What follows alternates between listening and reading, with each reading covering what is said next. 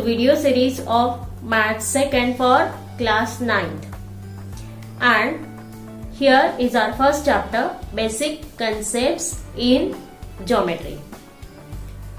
Up till now, in the previous video, you have studied how to find out distance between the 2 points if we know their coordinates. Second, the points are collinear or not. If the points are collinear, then what is the relation of betweenness in those points? Third thing we have find here, that is the midpoint of a segment, and some of the basic concepts we seen again. And in this third part of this chapter, we are going to study the conditional statement. From that, we'll move towards the very important topic of geometry, which we are going to start from 9th standard, and you will learn in the 10th standard also and next also. So what is conditional statement? If any condition is put in front of you, if you remember, if you get good marks in exam, then I will give you this or that, whatever promises are done by your parents, or you two friends are there, you can do the conditional statement like this. If you give me your black pen, then I will give you my this favorite thing, something like that. So here the conditional statement, if you have noticed, conditional statement always have two words, if and then. If and then. So if the part of the statement followed by if, that is called as antecedent, and part of the statement which is followed by then, that is called as consequent.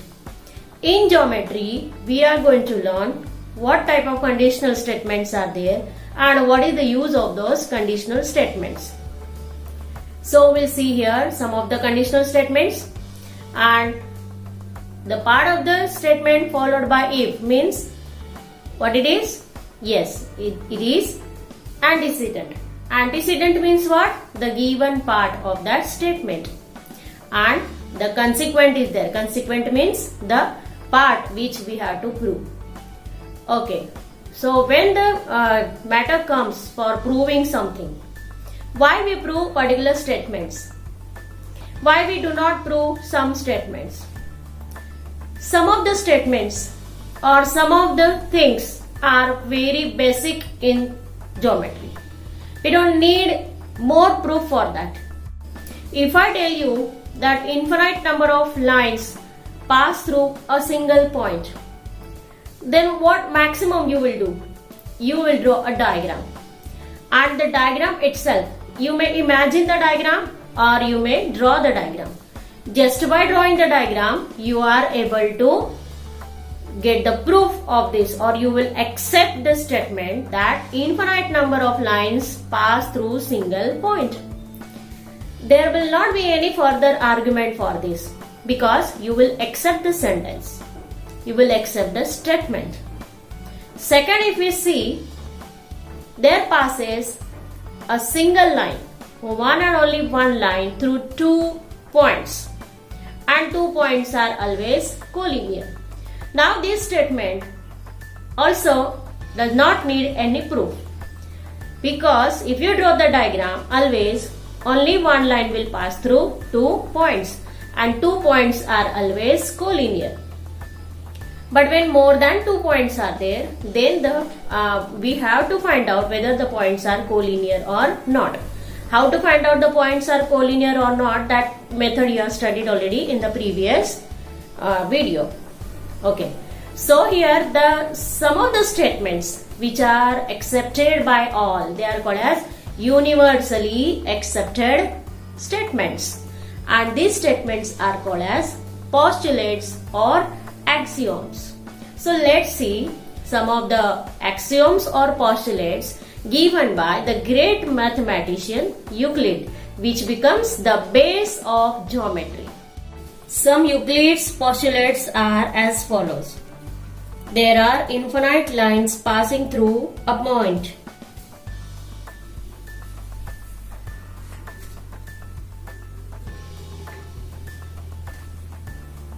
there is one and only one line passing through two distinct points. A circle of given radius can be drawn taking any point as its center. All right angles are congruent to each other.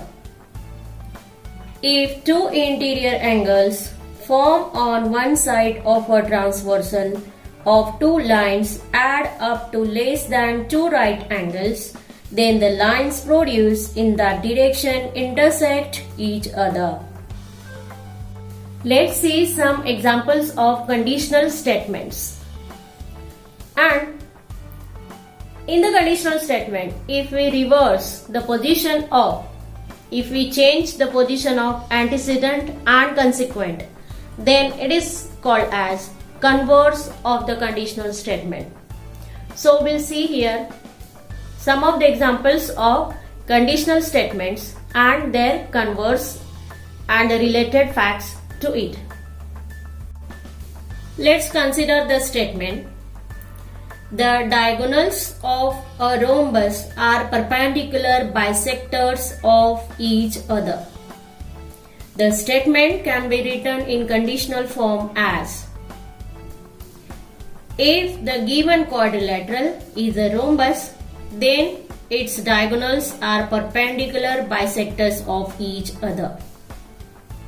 Here, the antecedent is the given quadrilateral is a rhombus, and consequent is the diagonals of rhombus are perpendicular bisector of each other. If the antecedent and consequent in a given conditional statement are interchanged, then the resulting statement is called converse of the given statement. If a conditional statement is true, its converse is not necessarily true. Let's study some of the examples. The statement is like this: if a quadrilateral is a rhombus, then its diagonals are perpendicular bisector of each other. How we will write converse of this statement? We will write converse by changing the place of antecedent and consequent. So the converse statement will be like this: if the diagonals of a quadrilateral are perpendicular bisectors of each other, then it is a rhombus. In this particular example, the statement and its converse both are true. Let's consider the next example. The statement is: if a number is a prime number, then it is even or odd. Its converse statement will be just by changing the place of antecedent and consequent. The antecedent in this statement is a number is a prime number, and the consequent is it is even or odd. So change the place of antecedent and consequent, and let's see the converse statement. If a number is even or odd, then it is a prime number. In this particular example, the statement is true, but its converse is false.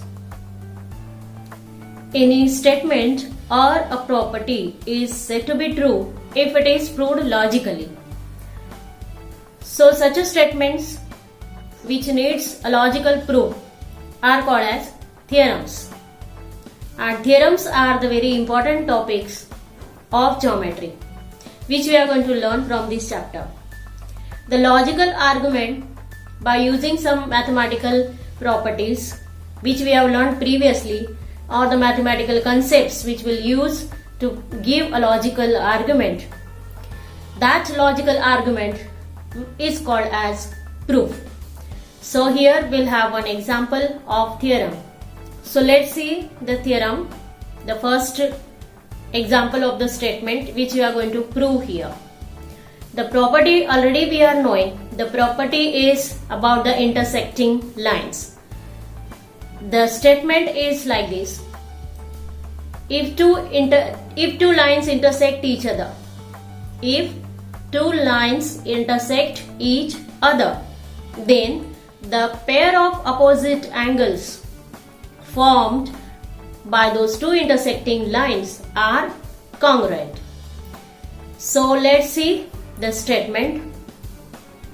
Convert it into conditional statement. Find out antecedent, consequent. According to that, we need to draw a diagram.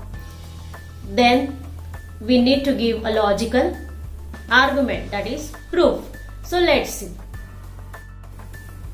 Let's see the statement of the theorem. The statement is, if two lines intersect each other, then the vertically opposite angles formed are congruent to each other. Here, if and then, these two words are already there. If and then. The part of this statement followed by if, that is, two lines intersect each other, is antecedent or given part of the statement. And the part of the statement followed by then, that is, the vertically opposite angles formed are congruent. This we have to prove. It is consequent. Now, for this we need to draw a diagram. We'll draw a diagram of two intersecting lines. And these two intersecting lines will name line AB and CD. They intersect at point P. Here we have to use the previously learned concepts about the angle. Just to recall your memory, what type of pair of angles you have learned before. Regarding this figure, are you able to find out in this figure? Let's see. It is very simple. First of all, we'll write according to our diagram what is the given thing and what is to prove.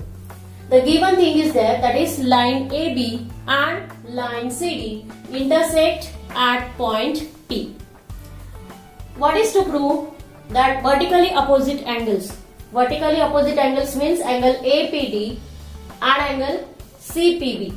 One pair of opposite angle. This APD and CPB.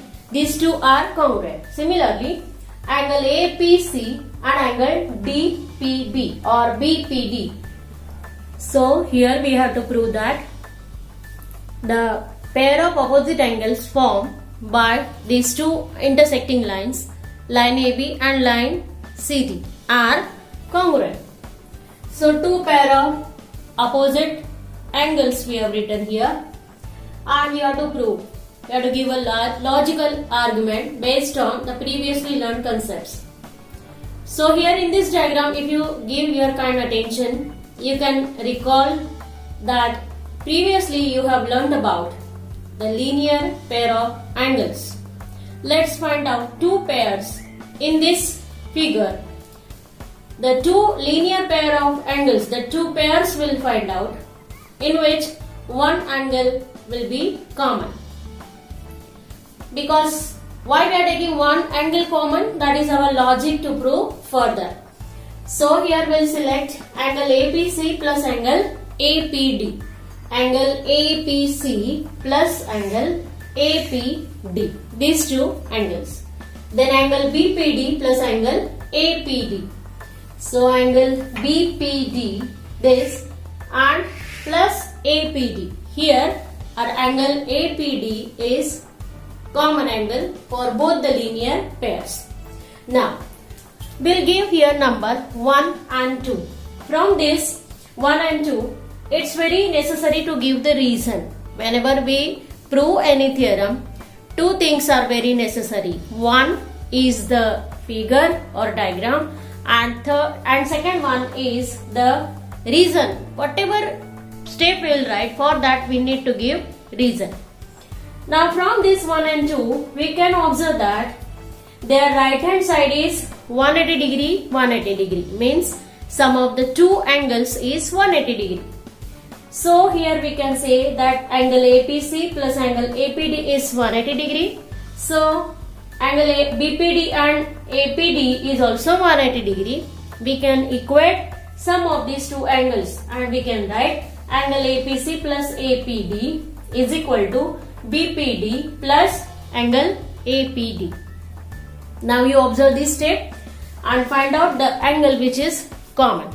That common angle we can subtract if we shift it to the other side. So we simply do like this, that angle APD is common, that will cancel. What is remaining? That is APC and angle BPD. Here can you find out the pair? APC and BPD, yes, first pair. So angle APD and angle BPD, that is the first pair, is proved that it is congruent. Very simple logical argument we have done, and we have taken help of linear pair of angles, nothing else. Okay, then similarly if you choose another pair of angles, that is linear pair of angles, then you can be able to prove that angle APD is congruent to angle BPC. Okay, so like this way, here this was the first theorem which we have proved here by giving a logical argument, and here we have taken the help of linear pair of angles. And at the last you have to write the statement of the theorem once again, which you have proved.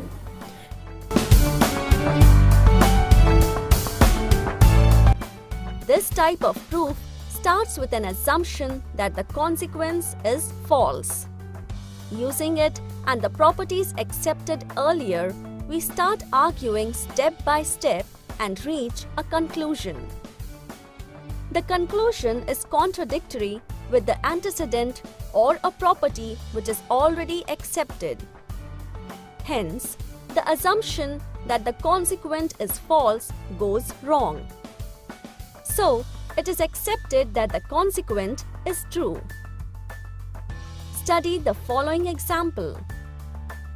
Statement: a prime number greater than 2 is odd. Conditional statement: if P is a prime number greater than 2, then it is odd.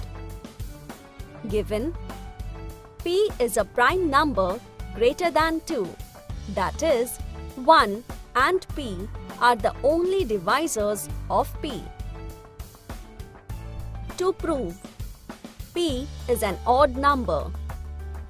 Proof: let us suppose that P is not an odd number. So, P is an even number. Therefore, a divisor of P is 2.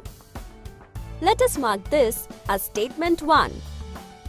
But it is given that P is a prime number greater than 2.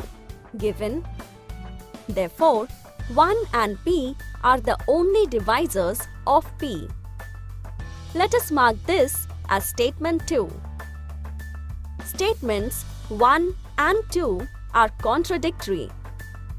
Therefore, the assumption that P is not odd is false. This proves that a prime number greater than 2 is odd. Okay, so based on this theorem and conditional statement, converse of the conditional statement, we'll see here the examples from practice set 1.3. 1. Write the following statements in if-then form. 1. The opposite angles of a parallelogram are congruent. Answer: if a quadrilateral is a parallelogram, then opposite angles of that quadrilateral are congruent. 2. The diagonals of a rectangle are congruent. Answer: if quadrilateral is a rectangle, then the diagonals are congruent. 3. In an isosceles triangle, the segment joining the vertex and the midpoint of the base is perpendicular to the base. Answer: if a triangle is an isosceles triangle, then the segment joining the vertex of the triangle and midpoint of the base is perpendicular to the base. 2. Write the converses of the following statements. 1.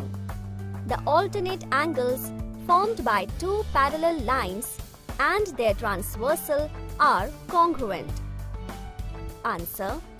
If alternate angles made by two lines and its transversal are congruent, then the lines are parallel. 2. If a pair of the interior angles made by a transversal of two lines are supplementary, then the lines are parallel. Answer. If two parallel lines are intersected by a transversal, the interior angles so formed are supplementary. 3. The diagonals of a rectangle are congruent. Answer. If the diagonals of a quadrilateral are congruent, then that quadrilateral is rectangle.